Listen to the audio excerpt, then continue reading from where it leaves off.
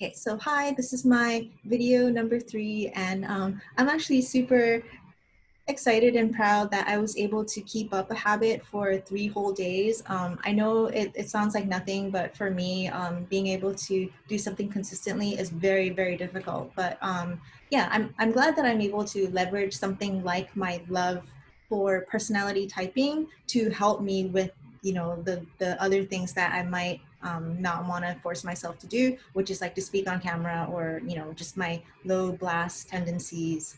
So I think this is a good habit that I want to keep up. And I also have met and talked to a lot of interesting people from the personality world, which I love. Just more people to geek out with. And I will say this whole OP experience has been very, very interesting. Every single day, like something gets shattered, and I just like have an identity crisis. But my latest one is that a few people have pointed out that there's no way that I can be anything but Savior TI. And that really blew my mind because coming from the Myers-Briggs world, I was absolutely convinced that I was, FI dominant, and that my reason for seeking out reasons is because I needed to move and make decisions in a way that felt right to me. But now I'm kind of realizing that I do seek explanation and reasons for why anything is, rather than necessarily defaulting to what I feel is right or what I value. So I think I'm becoming more and more open to the possibility of me being lead TI. And also, I just wanted to let you know I'm wearing this hat because it was really muggy out earlier. I went out for a walk and I'm just like super nasty and I need to shower, but I thought I would throw on a hat instead. So yeah. Uh, okay. And then also I wanted to talk about my use of just celebrities, because a few of you have brought up that maybe I tend to value the sensory because I bring up celebrities a lot. Just being able to identify with certain personalities of celebrities. In my last video, I talked about me feeling like I was similar to Kurt Cobain, but I just wanted to sort of add in that I don't think I'm necessarily like obsessed with celebrities in general. It's more like they are the only way that we can all sort of, commonly assess someone and come to conclusions about types. And so because they're accessible to everyone, they're almost a means to just understanding and deconstructing personality types, right? Like there's way more footage on celebrities than there is on like me. So obviously like we're all going to scrutinize a celebrity. And so I think for me, like they're just sort of like a just a like a pivot point of being able to like come to this point and say, okay, do we agree on this about this person? Okay, what about this? And so yeah, I would say I'm not necessarily like interested in celebrities. I'm more interested in like pulling out the personality information of celebrities to use that as a reference point, if that makes sense. So yeah, that's all I'll say about the whole celebrity thing. But I guess that kind of goes into the topic of I wanted to talk about the whole sensory issue. So I did have the guys who are typing my OP videos, some answers that I answered, or some answers that I sent in to them. And one of the comments they made was that my language and videos contain very little intuition and that it was very sensory dominant. And of course, to kind of counteract that, I said that, well, obviously in any type of like communication or, just me being aware that I'm answering questions that need to be clearly understood by the receiver, I think we all would respect the sensory and speak in a way that people can follow along and in a way that makes sense, right? But I wanted to talk more about my the possibility of me having like demon sensory, because anything sensory has always overwhelmed me or bored me. It's kind of like one of those two categories. And I think when sensory and concrete topics are brought up in conversation is when I just get very bored and clunky, and I can't, um, I don't like talking about, you know, like just concrete things, because it's incredibly boring to me. I'd much rather talk about ideas and concepts and things like that. But also just my physical interaction with sensory things is so overwhelming to me. And I notice I struggle with this more so than most people. And so I grew up in Hawaii, where you're basically, you know, expected to be out in the sun having like potlucks and picnics and just hiking and fishing and doing all these outdoor activities. But for me, ever since I was small, it was just so incredibly overwhelming and exhausting. And I didn't understand why people wanted to even do that. So like, for example, when I think, the first thing I think when someone says like, do you want to go to the beach? I'm thinking, I have to pack my swimsuit, my sunglasses, my sunscreen, the blankets and towels and the beach bag, and it's like, okay, first of all, I have to do all of that, put it in the car, drive all the way to the beach, park somewhere on the beach, and then by the time I get to the beach, it's like there's sand everywhere, the sun is so hot. If you go in the water, you're covered in just salt, and then the sand sticks to you, and it's all so overwhelming to me that it's like I can't even like have a good conversation, you know, lying next to someone in the sand, because I'm just so overwhelmed by these sensory things. And I've always been that way. Yeah, I just cannot handle an overwhelming amount of sensory input. And so I definitely think that I am demon sensory. If you have any like comments or insights about that, I would love to hear about it. Maybe even like, how do I overcome that? You know, like I've tried to get into you know, doing more outdoorsy things, but at the end of the day, it's always so overwhelming, so exhausting. And I always think to myself, like, that wasn't even worth it. Like, I don't ever want to do that again. So that's definitely a challenge for me. And oh, and I guess going off of that topic, one of the things that I am most proud of myself for is last year when I ran my first marathon. And that's not something that I thought I would ever do. And I kind of fell into it by accident. So I wanted to sort of share that story with you. Um, so at that time, I was, you know, I was really into exercising because I wanted to lose weight. I wanted to, you know, achieve a certain like muscle mass and body fat percentage. And so I was working out a lot, and not to mention, like, exercising for me is something that I need to do for my mental health. So at the time I was exercising a lot. Not that I liked it. I didn't. I hate exercising, but it's something that I have to force myself to do. And one trick that I learned to get around that hate for exercise is, you know, like listening to a book while I'm running, or something like that, so that I'm basically like killing two birds with one stone, but I'm also like completely distracted and able to tolerate the discomfort of exercise. So at that time, I allowed myself to binge watch that trashy show Love Island if I was running on the treadmill.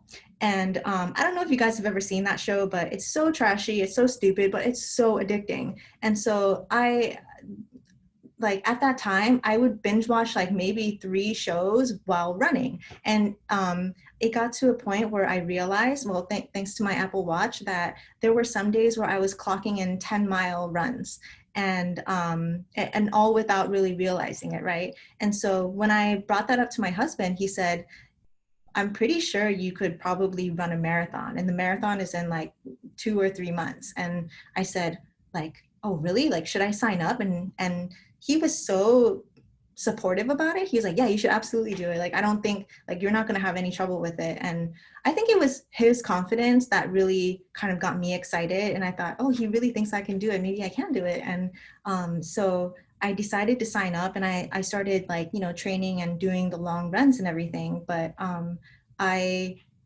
it was such an interesting experience because I hate running outside, and the only thing that got me through it is really just listening to all my books and podcasts and just kind of zoning out, and also just that alone time of being able to, you know, not be bothered by emails, phone calls, whatever. It was just I got to just be out on the road and run, I guess.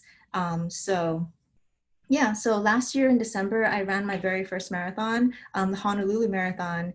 And I still, to this day, I cannot believe I actually ran 26.2 miles, but I did. And my goal was to run it in 4 hours and 20 minutes, because, you know, 4:20, but I ended up finishing in 4:22. So I was really frustrated that I didn't, you know, get exactly 4:20, because that would have made the best story, but it's okay. I still finished it in 4:22, and yeah, I'm super proud of myself, because I really don't like exercise. I really don't like, you know, just the outdoor overwhelmingness, but I did it. And so I guess that's something I wanted to share with you. Okay, and then let's see, another topic that I wanted to share about the whole me being lead TI. Okay, I've considered the possibility that maybe I am lead FI, but I appear to be more TI. And here's the reasons why. So I grew up in a Japanese culture. So my mom is from Japan, and so I was basically raised in a Japanese household. And in a Japanese household, or in Japanese culture in general, you're kind of taught to, or the family dynamic is very unaffectionate. You don't, it's not like, you know, the US or maybe like some European countries where you're like hugging and kissing and I love you and like I'm so proud of you, and there's nothing like that. Like, it's very, very unaffectionate. And in fact, you know, if we sort of stepped over our personal bubbles, it was very uncomfortable, because it was just this unspoken rule of we're not affectionate with each other. We're just not.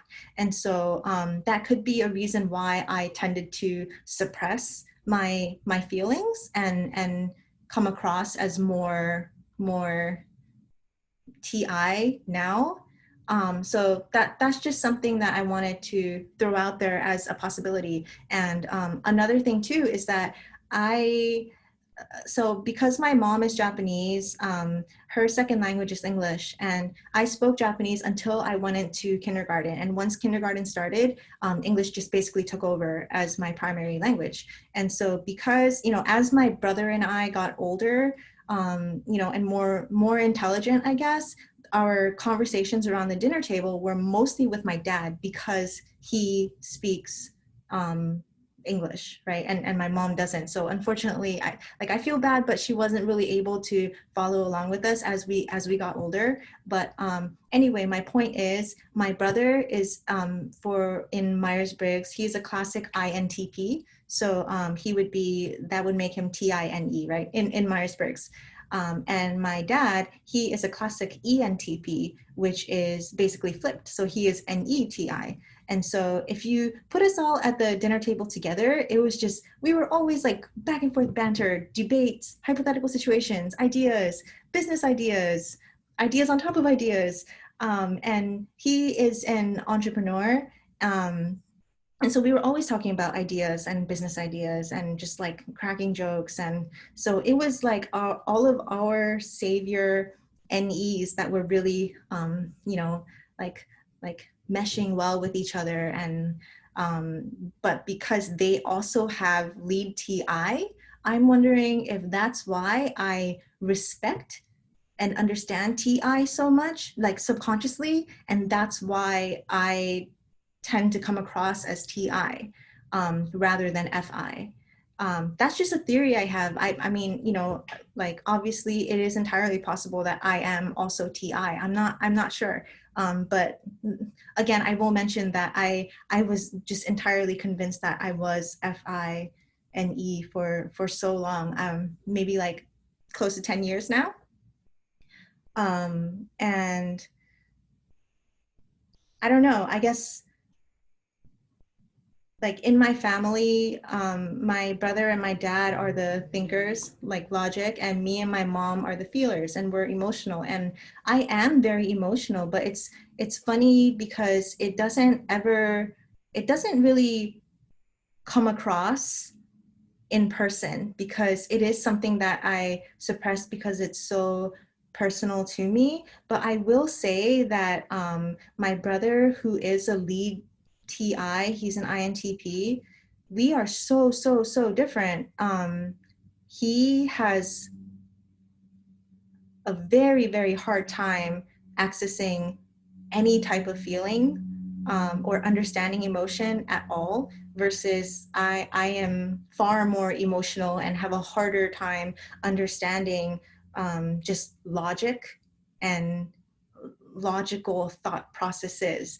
But I definitely respect it. And I think that it's something that I've learned to tap into with age, because if you met me when I was in like high school or younger, I was very just moody and emotional. And I think, you know, at least in the Myers-Briggs world, when you start to reach a certain age, right, you become interested in developing your opposite functions, or not functions. So if, like, for example, if you are like all the way on the F side of the scale, which I was, and I always tested as, I start to become interested in the T side, because it's all the things that I lack. And so you become interested naturally in developing that. And so, you know, that's just another theory I'm throwing out there too, is that maybe it's just something that I've been able to strengthen over time.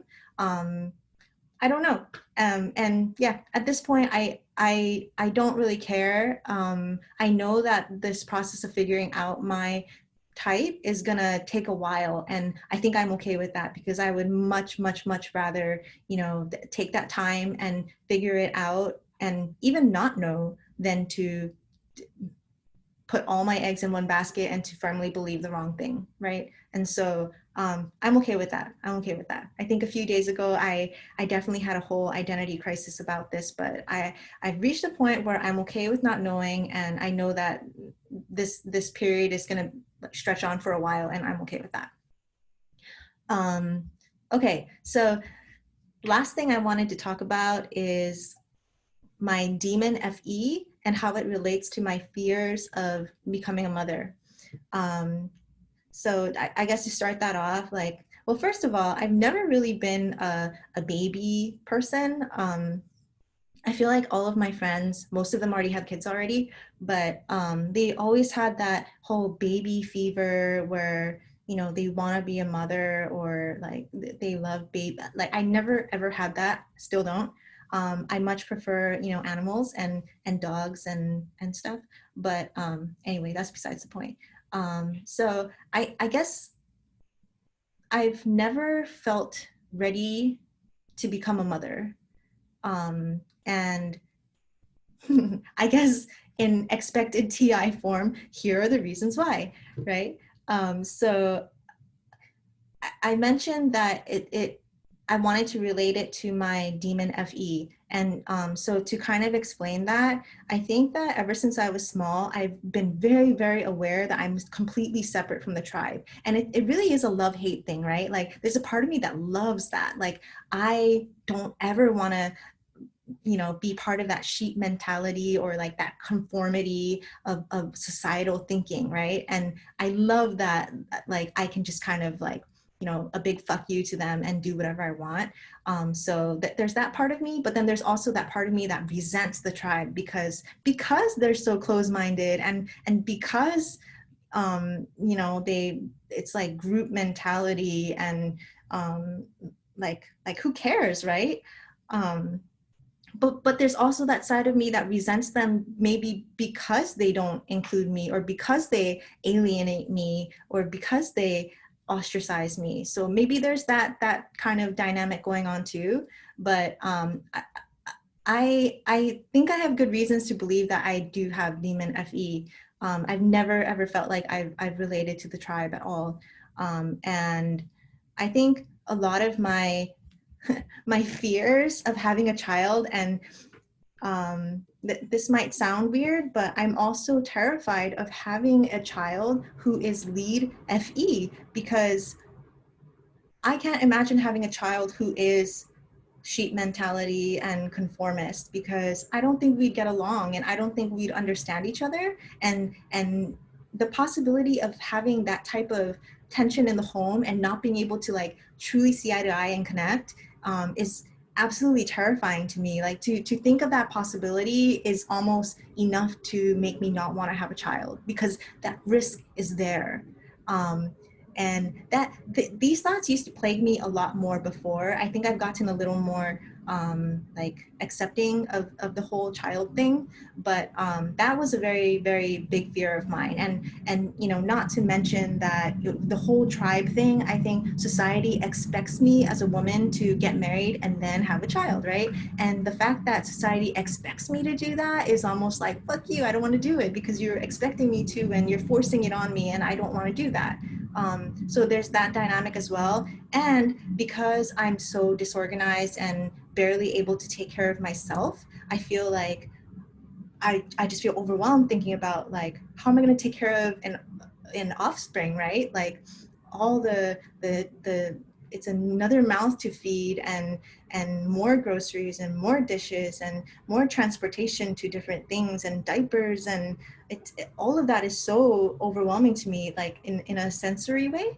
But the one way that I've been sort of able to sort of shift my thinking on this is thanks to my partner. He is an INTJ, and first of all, like anything like that, like the scheduling, just the responsibilities, the things that need to get done, just comes so naturally to him. So I know that I can rely on him to take some of that overwhelm off. And so I know that like I have to trust in him and let him do his thing too. And I will say he's not like obsessed about having kids, or not necessarily like even excited about having kids. He's more practical about it, and he says, you know, if we want to have kids, we need to do it now. Otherwise, we're going to miss that window and we're going to regret it. And then we can't go back in time and have a kid, right? And so I think that that totally makes sense. And it also helps that we have these really interesting talks where like I'm actually excited about the thought of being able to shape and mold my future offspring's mind in a way that was never provided to me. So, you know, just being able to help them question things and come to their own conclusions and explore whatever they want, and just, you know, like I think that that's so cool, because maybe I am focusing a little too hard on the baby infant stage where it's just overwhelming, but I have to also realize that that's a very temporary part of the experience. And at some point, like that baby is going to become a full-grown intellectual adult that I can talk to, and that's really cool, because it's going to be like 50% me and 50% my partner. And like I'd like to think that I'm a pretty interesting and cool person, and like I think my partner is like the most fascinating person I've ever met. So when you combine the two of us, it's like, oh, what is this child gonna look like, and what is this child's personality gonna be like? And I guess from that type of like experimental mindset, it is actually kind of exciting. And so I've been able to sort of shift my thoughts on becoming a mother in that way, and it makes me a lot more calm, and it makes me a lot more accepting about being a mother, because I know that even though I might fail at the just, you know, the sensory stuff, and just be overwhelmed, I know that I can be there for my child in a like intellectually stimulating, but also like comforting, and like talk through all of their problems, and just a lot of things that weren't provided to me as a child, and to know that I can do that, and influence this offspring and how it develops is very cool. And so that's kind of my current thoughts about parenthood right now. um, but I think, I obviously am going to be going into it for the very first time. I don't know what to expect, and so I think it'll be an interesting experience to document, right? Like even just my entire pregnancy and how that like affects me, and when the baby is like just born versus when they start speaking and going to school, like it'll be interesting, I think. So yeah, that's something that I look forward to documenting as well. Um, okay, so I think I'm gonna stop there today. And I think that guy was right that I talked to. Like my entire video is reasons why this and that, and so I am open to the fact that maybe I am lead TI. But who knows? Like tomorrow I might be recording a video with a totally new hypothesis of what I am. So I don't know. This is just the documentation of my journey, and so far that's just the way it's going. If you have any insights about what you think my functions are, or my animals are, or just anything, I would love to discuss it with you, because I don't know what I am, and yeah, I'd like to just have people to brainstorm with. So thanks for watching, and yeah, talk to you guys later. Bye.